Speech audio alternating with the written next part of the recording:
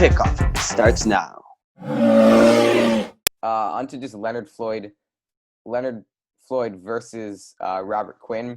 We already discussed the money-wise, but just skill-wise, I guess we did talk about skill-wise too. Do you have any more you want to say about that, Floyd versus? I say that Leonard Floyd and Robert Quinn both have the skill, but the difference between them is that Robert Quinn has found how to utilize his skill, while Leonard Floyd hasn't. It's like Trubisky versus Foles. Trubisky has way more talent. But And Foles, Robert Quinn, I know Robert Quinn is great at this, the jump. He jumps up when an offensive lineman is trying to do a move. It's like a counter, and then he can jump up and like push an offensive lineman around him. That's a move that he really likes to utilize a lot. Leonard Floyd doesn't really have a move that he utilizes a lot just yet. Yeah, and the thing about it is, like, if you were to say that Mitchell Trubisky has way more skill than Nick Foles, and I think that Leonard Floyd and Robert Quinn have equal skill. Mm-hmm. But the difference between Nick Foles and Trubisky is Nick Foles is able to utilize his worst skill way better, while Mitchell Trubisky is not able to utilize. So you're comparing the Floyd and Quinn to Trubisky and Foles? Well, I think it's different because Trubisky has way better skill than Foles. Floyd and Quinn have equal skill. They're equal, yeah. So that's why I think it's just such a big jump, because while Floyd is an inexperienced rookie with all the skill, Robert Quinn has all that skill, yet he's also smart and able to use it. And I'm not saying he's the most skilled in the NFL, and I'm not saying he's the smartest outside linebacker, because Khalil Mack's better than him, and there are plenty of other outside linebackers better than Robert Quinn. Mm-hmm. And plenty is still like 10, 8, whatever you think, but I still think that the difference between them is very big, that around $2 million this year is completely worth it. Yeah, okay. So on to Robert Quinn as a player himself, not comparing him to Leonard Floyd. I've covered this a few times. He has a lot of highs and lows in his career because he has been injured a lot. But also in 2013, he had 7 fumbles and a high, I think double-digit sacks. And then last season, he also had double-digit sacks. But with that said, I don't know how many times he's made the Pro Bowl, but I don't think it was too many times. Of course, the Pro Bowl isn't a great metric, but it still can show some things. It can show some level of eliteness. So is Leonard Floyd as a player good enough to be worth the amount of money that the Bears spent on him? Well, I think that Robert Quinn, he's made 2 Pro Bowls. In 2013 and 14. 2013, he had 19 sacks. In 2014, he had 10 sacks. That's elite. That is elite. That's not the thing that makes him great, because 19 sacks is that wins you Defensive Player of the Year, or you're the second player. He had 7 forced fumbles and 5 forced fumbles. These stats remind me very much of Khalil Mack. And I know that this was 2013-14, these declined, but his stats have slowly went up. He went down to 5 sacks, 4 sacks, 8.5, 6.5, and now he's at 11.5. And I think that when he played for St. Louis, he played for the Rams, he played for the Dolphins. He never had an elite pass rusher next to him. He went last year to the Cowboys. He had DeMarcus Lawrence next to him. And he regained his skill. Because, like I said, if you're the best pass rusher on a team, the team can double team you easily, even triple team you. Like, you look at the Khalil Mack this year. When Akeem Hicks was hurt, and the teams could easily double team Khalil Mack, and they wouldn't have to worry about the other players as much. Khalil Mack statistically went down like a lot when Akeem Hicks wasn't there. And that's why having another player like him just elevates the game of everyone else so much.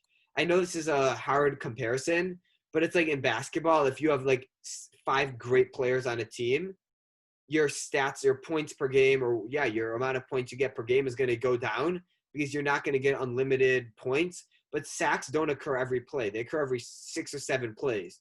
So sacks isn't something that's like, it needs to be distributed. Sacks is something that everyone on the team can get a solid amount of. Right. Yeah. Because it's like, it's distributed. So wait, say that again? Like, sacks are easily, I would say, players, it's like if you have 3 good pass rushers, it doesn't mean that their stats are going to be worse, because their stats are only going to become better. Because it's like every single, like, oh, okay, I understand. In plays. Yeah, because it means, well, it's like Yeah, although Robert Quinn might be like someone could have the outlook, oh, Robert Quinn's going to take away sacks from Khalil Mack, when in reality, just having an extra threat opens up so many more gaps that there will be more total sacks. It just means that there are more total sacks and not that it takes away sacks, right? That's what you're Yeah, saying? but also think about it this way: if if the Bears player gets a sack one in every 12 plays, then now Robert Quinn, now the frequency will move up one in every 8 plays. That doesn't mean that Right. Khalil Mack will do worse. That just means that it might mean he does better because it's like not every play there's a Mm-hmm. sack. Yeah, no, I got it. It's just simple math. No, I don't know. Yeah, so Um, that's why it interests me. okay, yeah, that is pretty interesting for right, just the rule of three thing that we were talking about. Now finally, how does Robert Quinn fit on the Bears defense? That is very important because Robert Quinn was pretty great on the Cowboys, but he wasn't so good when he was on the Rams, and that's because they had two different defensive systems. Now the Chicago Bears have a 3-4 defense, and I do not believe that Robert Quinn is great or good typically when he is in a 3-4 defensive system. The Cowboys do not run a 3-4 defense. So does that pose a problem? And because also the reason for that is because Quinn is better when he's doing pass rush alone, right? Yeah, he's better when he's rushing the quarterback rather than in coverage. Rather And a than in 3-4 coverage, yeah. defense, yeah, 3-4 defense. Like for example, I think the Raiders had a 4-3 defense with Khalil Mack, which put him at defensive end, which made him he would only rush the passer rather than play in coverage. Right. Khalil Mack went into coverage, like goes into coverage now sometimes when he's on the Yeah, Bears. which was So like not Robert Quinn's forte, but right, and yeah, Robert Quinn is significantly more productive when he is not in the defense that the Bears have, which is quite concerning actually. But you know, an outlook that you can have is the Bears probably knew this when they were signing Quinn. So if you have faith in the Bears organization, which some people might not, but I do, and in Chuck Pagano, that Chuck Pagano might have a trick up his sleeve, and you know he'll know how to work with Quinn to get the best production out of him with what the Bears have. yeah, and what I think that they could do is I'm not going to say they're going to switch defenses to a 4-3 or anything like that. But what they can do is they can utilize him more as a rusher. They can change around their defenses. They'll probably end up doing a bit more blitzes, or they'll put 3 defensive linemen on the line of scrimmage, and then Robert Quinn will go rush the quarterback while Khalil Mack drops back in coverage, vice versa. But I think that what's so interesting is that if you have Khalil Mack, Robert Quinn, and Akeem Hicks rushing at the same time, which will happen very often, 50-60% of the plays. Mm-hmm. What's great about Akeem Hicks is that he rushes the passer with his power. He pushes the offensive lineman into the quarterback. Right, it's like a nose tackle almost because of just how big he is. Yeah, exactly. Yeah, I think he's the biggest player ever to rush for a touchdown. Yeah, isn't that he's crazy? bigger than the fridge. Yeah, Wow, that's and crazy. Yeah. yeah. So what he does is he pushes the offensive lineman into the quarterback. The quarterback's obviously not going to stand still because then he's going to get sacked. So what does the quarterback do? Takes a Yeah, step back. I just looked it up. Sorry, Akeem Hicks weighs 324 pounds. That is wild. Wait, the fridge weight. 1 second. Now I'm curious. The fridge. I can't spell though. The fridge weight 2018. Okay, I can't find it, but whatever. Moral is Akeem Hicks is a big boy. Yeah, I'm not positive. I'm pretty sure, but I'm not 1,000% sure. But what I'm trying to say is that when Akeem Hicks pushes the quarterback back and he takes a few steps back, Robert Quinn wins by speed. So who's going to outrun the defensive line, the offensive lineman? Who's going to be there to get that sack? Robert Quinn. And what's Khalil Mack? He's just dominating. Again with the rule of three, right? Yeah, I understand what you're saying. It works even more for this situation because it's like Because Akeem Hicks has his own thing with power. Quinn has his own thing with the jump move, but then speed Khalil off. Mack is so elite, he's basically great at everything, right? Yeah, that makes sense. Robert Quinn runs around the offensive lineman and tries to sack the quarterback from the back, while Akeem Hicks pushes him back. Oh, so, yeah. So I think that you can look at it in two ways. You can say he doesn't really fit the Bears scheme because it's a 3-4, but in reality, the way he plays, it does fit the scheme. Right, it's like he doesn't fit the scheme itself, but when you're looking at the personnel and the players that he's surrounded with, he can make it work out. I think that's actually a very good point. I was forgetting. I think you brought this up in the D-line episode again about how Akeem Hicks will push the quarterback and the offensive line back enough where it's right in the danger zone for where Robert Quinn has a great place to tackle him because he likes to loop all the way around because he's got great speed. And do you have anything else to add here about No. Robert Quinn? I'll just conclude by saying that the Robert Quinn signing I'm very happy with. And I think that the Robert Quinn signing, even though it's a lot of money, this is what can take this Bears defense from a top 3 defense to an elite all-time defense. I'm not saying they're the 85 Bears, and I'm not saying that they're even a top 10, top 20 defense of all time. Not even top 25.